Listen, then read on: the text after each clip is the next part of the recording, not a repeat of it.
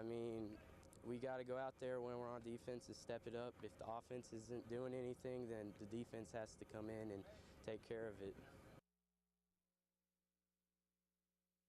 Welcome back into Cats Pause. We're here with defensive coordinator Mike Archer. Mike, a tough last couple of days for you. You've been through this kind of thing before in your coaching career on a lot of different levels. Yeah,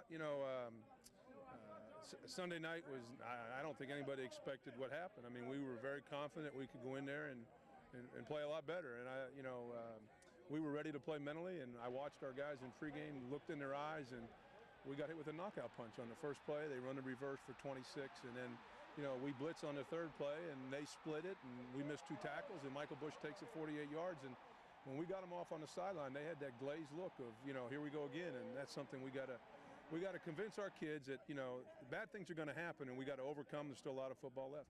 A lot of football left, including Texas State on Saturday night. We're back with much more when we continue here on Cats Pause. Back with defensive coordinator Mike Archer. Mike, you talked about the fact you looked in your guys' eyes before the game. You reject this notion flatly, I take it, that your guys were flat, that you weren't ready to play, as some have suggested. No, we were ready to play. Emotionally, I think we were ready to play. I think every coach will tell you.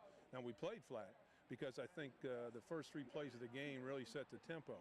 And as I said earlier, when you're young and guys haven't been through that situation before, they revert back to bad habits, and that's the thing we have to get corrected and convince our guys that, and what I find interesting is our second possession, we went out on the field and went 3 and out, hit Brian Brom twice. So, I still, it's hard for me to figure out sometimes, but we got to move on forward.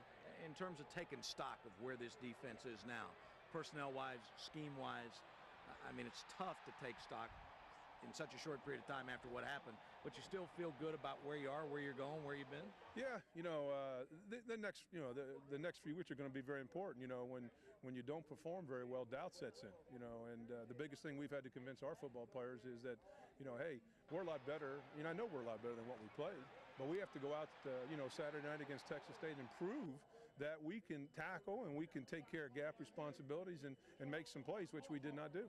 All right, we're coming back in just a second to look ahead to Texas State, that and much more as we wrap things up here on Cats Pause.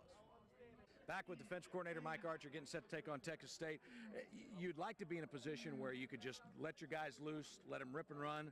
Not going to be the easiest thing to do against this offense. No, it's an assignment type of offense. It's a lot of the triple option concepts out of the spread attack. This is a very, very good football team. They have, I think, 11 Division I transfers from many, many major colleges. They can run. The quarterback is a young kid, Chase Wasson, that played receiver last year when they finished 4th in the nation, and can run, and he's quick, and he was their leading rusher last Saturday night against Tarleton State. So, we've got a challenge, and after what happened last week, you want to just turn them loose, but you can't do it. This is going to be an assignment type of game. Who's got the dive? Who's got quarterback? Who's got the shovel? So we've tried to stress that to our players, plus we have a short week, so we've got a lot of work ahead of us. And yet you're still going as you